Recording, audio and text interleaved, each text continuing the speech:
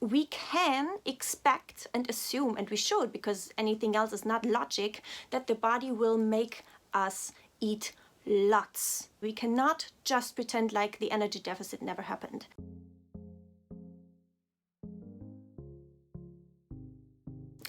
Hey everyone, it's me, Carbundance, and it's dark already outside, but I'm gonna make it happen for you guys still today. It's a Sunday, so I'm pre-producing videos for you guys. I got a comment, a disagreeing comment with me, which is always fine. I'm really happy if you guys also disagree or have anything to say about it. Doesn't have to be positive. And I would like to just respond to it right now, and after that we're going into what I ate a year ago and what I eat now, and these are just as important. I encourage you to just stay for the whole video, because it's, if recovery is your goal, then I'm packing this full on with information for you guys, so stay tuned. Also, please check out my Patreon page. It's your way and your opportunity. I'm a German mother tongue. It's your opportunity to support me, and this is a full-time job for me, so I would be really grateful. I will see how I can do it. Like, I'm thinking about maybe putting some content on Patreon, so you guys, yeah, I'm just pretty sure that something like this is going to come, but I'm still thinking like what exactly and how to do things, and so the patrons do have something extra also. Okay, so the comment is from Susanne Eisele, and hi Susanne, and she says, so I'm translating from German now, I have to disagree. Not everyone who's in recovery has to have extreme hunger. Like, she's saying Heißhunger. German is like, yeah, I would say, yeah, like the urge to binge or extreme hunger. Just because it was the case for you doesn't mean it has to be for others. With this statement, you are rather, so this was on my last video, you are rather causing anxiety and fear than being helpful. Sorry, but that's my opinion.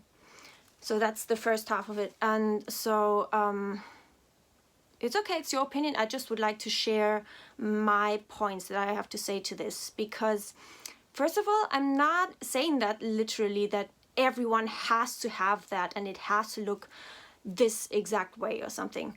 I feel like I'm very yellow. Let's see if we can make myself a little bit unyellow. I don't know, maybe like this.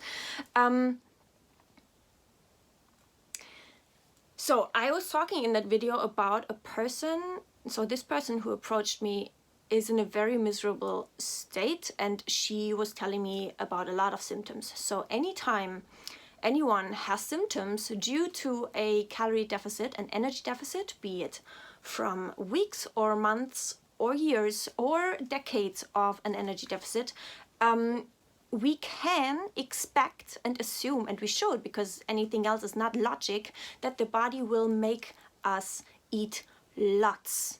And translated, that might mean extremely much. Like extreme amounts in comparison to what a normal person would eat. Because otherwise, if we don't assume that, we say that the survival mechanism of the body doesn't work. We just assume that, well, then the human is just going to starve, because they will be sick for the rest of their life, not getting rid of their symptoms, because the body doesn't make them eat more. So, and here's the thing. There's something called, in Deutsch, in German, it's Energieerhaltungssatz. It's a physical, yeah, a physical kind of law, if you want. And I am not an expert, but I was talking a lot about this with my husband, and he knows a lot more things about this, kinda. And I don't know the word in English, but this law, the physical law, it says and claims, and it's like a fact. And if that weren't the case, then kind of everything in nature and in the world wouldn't work. And so it says that in a closed system, which the body is not a closed system, it's actually organic and, you know, not an exclusive system, but, you know, it's just to kind of help people understand. In a closed system, you cannot just take away energy or just add energy, and just like it has to always stay the same, the energy. Not sure if it's 100% right how I articulate it now, but so what I mean by that is that when there is an energy deficit in the body, you cannot assume that all of the cells of the organism, the body, are going to just say, well, okay, we're just going to reset ourselves and just pretend like it never happened, and then we're just fine, and now we're going to be balanced straight off, and just we don't even know that it happened, the energy deficit, and we are just fine, and yeah, we have all the energy we need from now on, like we reset everything. That's not possible. The energy deficit is there, and the organs and the body and the whole system and the endocrine system and everything that makes up the metabolism suffers the consequences.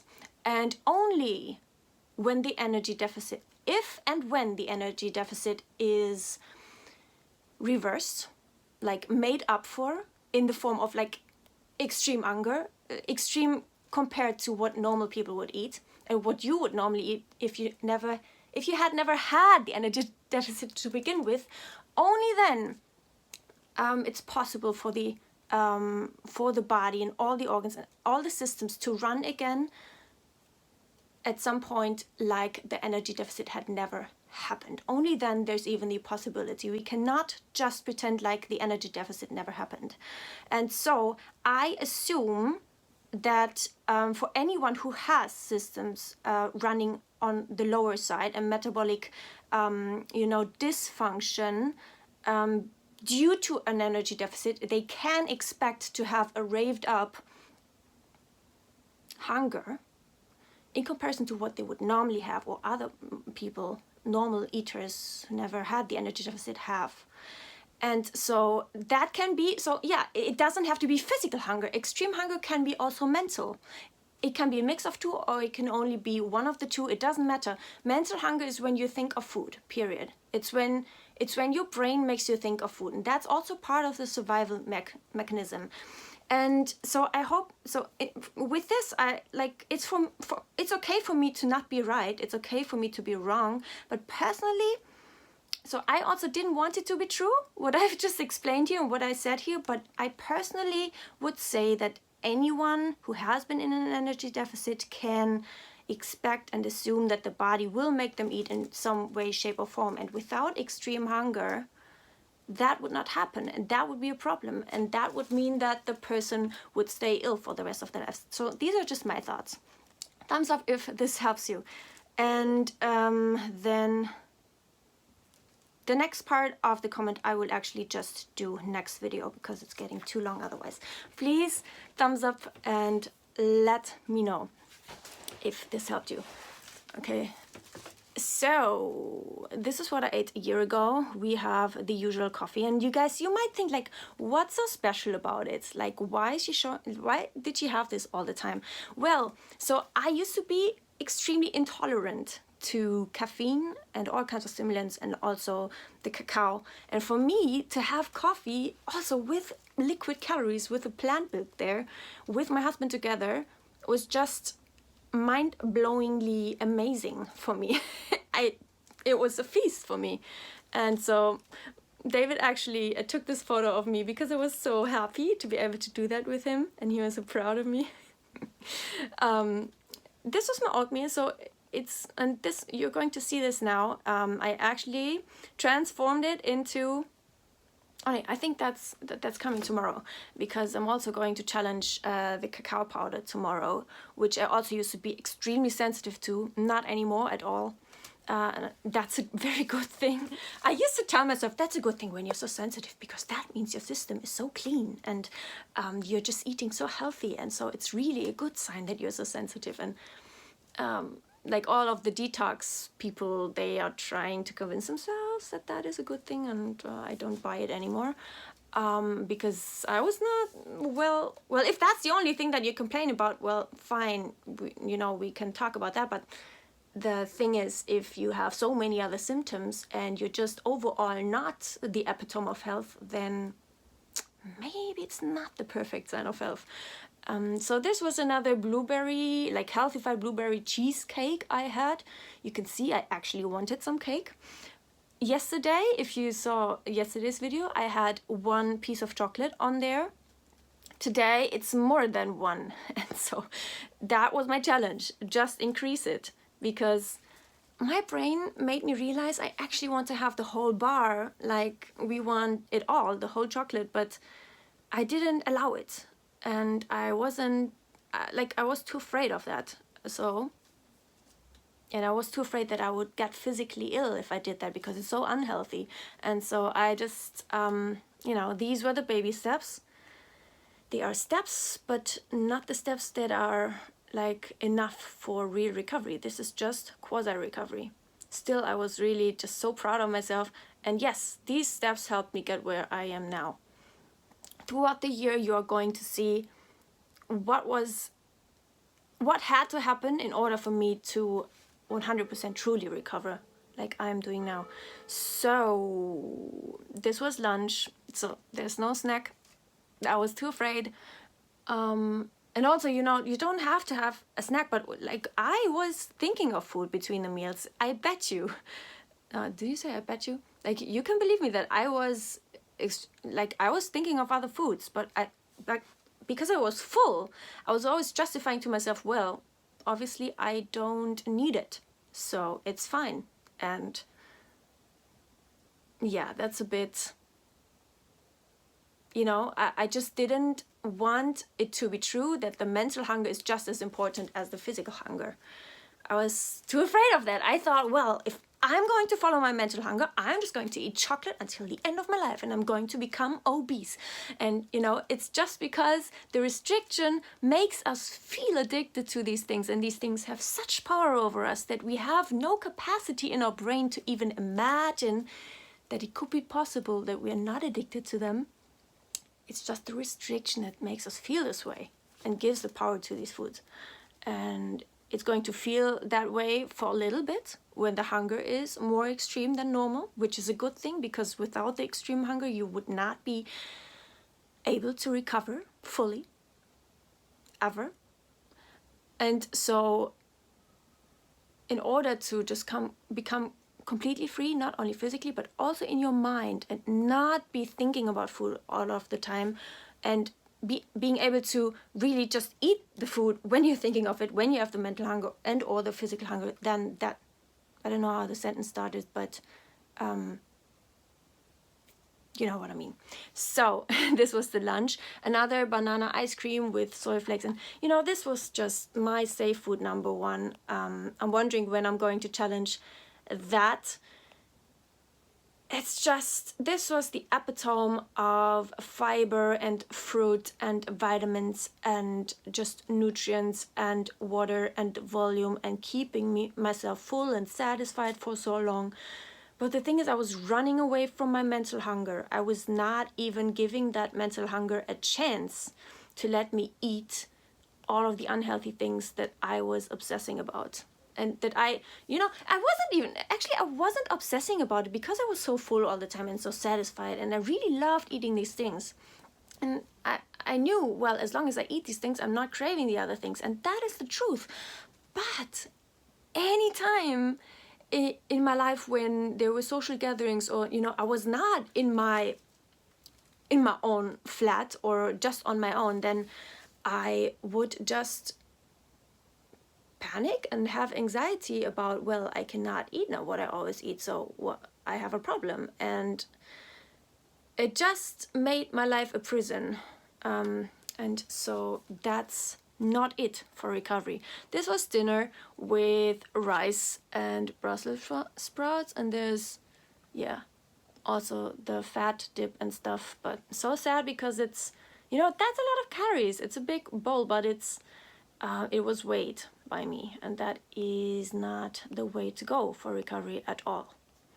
I always justified it to myself. I said, well, in order to eat enough, I have to weigh. And that was not a lie. That was really true, because I was full all of the time. There's so much fiber, so much volume. I really had to push myself and eat a lot until I was overly full in order to get to the Minimod guidelines, like the minimum calorie requirements for eating disorder recovery. In order to get those calories in, I had to actually weigh them, because had I stopped when I felt full, it would not have been enough. And so that was my justification. I carried that justification with me for far too long. And so it could just be so easy, right? Well, don't eat all of these whole foods. Well, don't eat as healthy as you can. Well, just eat processed. And it's like, yeah, I just was denying and was just too scared of that truth in order to say, well, yes, that is the truth. Okay, this is what I ate a week ago. It's with the granola that I had, the chocolate granola. It just looked like oatmeal right now, but it's a chocolate granola. You can see in the other pictures. And I made the mistakes and just poured boiling water on it, and then it's not crispy anymore, right? It's not, the crunch is, it's not crunchy anymore. So that was a little bit unlogic of me. So this is also the latte that I also had with it.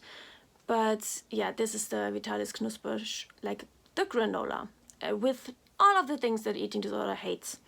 And some orange. So this is also with oil and stuff, and lots of sugar and chocolate and extremely yummy stuff. I also had it with peanut butter, because of course, peanut butter and chocolate, and also more cacao. And I had this candle also. Guys, and it's so special for me to light a candle just for myself, also while working. It's just, I didn't do that for so many years and for decades, because I felt like it's just wasted. It's not, I'm not looking at it all of the time, so it's not worth it to light it now. And it's like, why are you so hard on yourself? Just enjoy. You know, just spoil yourself with a candle. Gosh, other people do it all the time. And it's very special for me. Later I had this, how do you say, is it Christ stolen? No, I think Christmas stolen? Stollen? Well, this is the German thing. It's Butterstollen. It's with butter, premium. So David got it from work, and it's not vegan, and so it's mine. Right now it's from a bakery, like kind of a fancy bakery, and I love it. I actually thought I hate this kind of cake, because it's the vegan ones that you can buy. They are always so orangey and lemony, and like just not the satisfying cake flavor. And this one is milky and buttery and creamy, kind of in the flavor base, and that's just wow. So that's the real thing, and I think I do like it. These are olives. This was later. Yeah, I had just some olives. I remember now, because David made a meal, and olives were a very feared food of mine for a long time. So I had just some of those, because I just snacked them. This was a, yeah, I just had another piece of cake from the Starbucks Too Good To Go box that we got. So you get it for less than half the price, and it's a New York cheesecake just with strawberries, and so it's very fatty, that New York cheesecake. It's not, I don't like the New York cheesecake as much as the normal German style cheesecake, but it is still yummy, and I love to be able to eat that. And you know, I just try to make it to eat, like I try to make it no difference between what I eat at home and when I go out. So there's just no reason for me to avoid going out or fear going out anymore in the future. Yep. Yummy.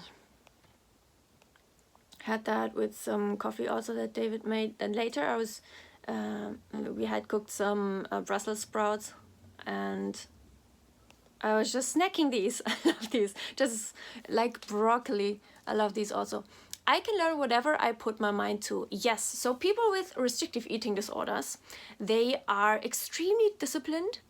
Most of the time too disciplined, but the thing is we can use that discipline and turn it, like we use it for the recovery. We take it away from the restriction and from the eating disorder and use it in the direction of recovery. And so that is really encouraging.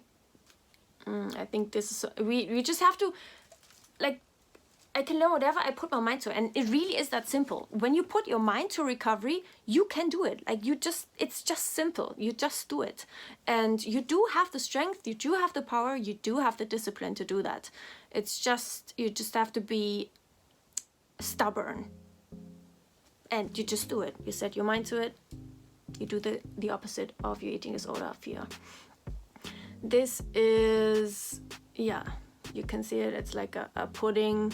A cream pudding with double nut flavor, and I bought these at the beginning of my recovery. I don't know, they're not the best, but they're fine and I will eat them.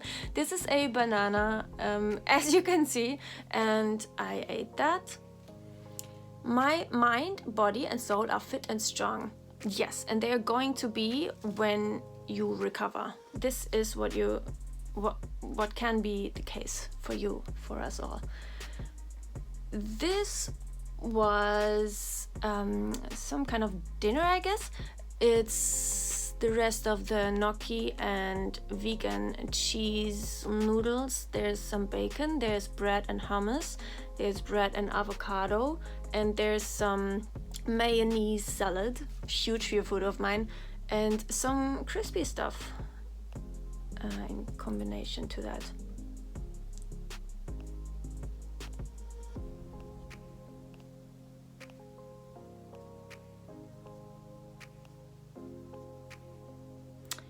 Yeah, that was the hummus. There's also some olives, some lettuce, some Brussels sprouts, some red pepper, just very random, but I just go for it when I crave it. And so that was in the night. I woke up, I was hungry, I'm not questioning it. I had a white chocolate macadamia nut Cliff Bar. Yeah, love these. They're a little bit like cake. And this is irrelevant. Okay, I thank you for tuning in, and I see you next video. Please give me a thumbs up or a thumbs down, and see you tomorrow.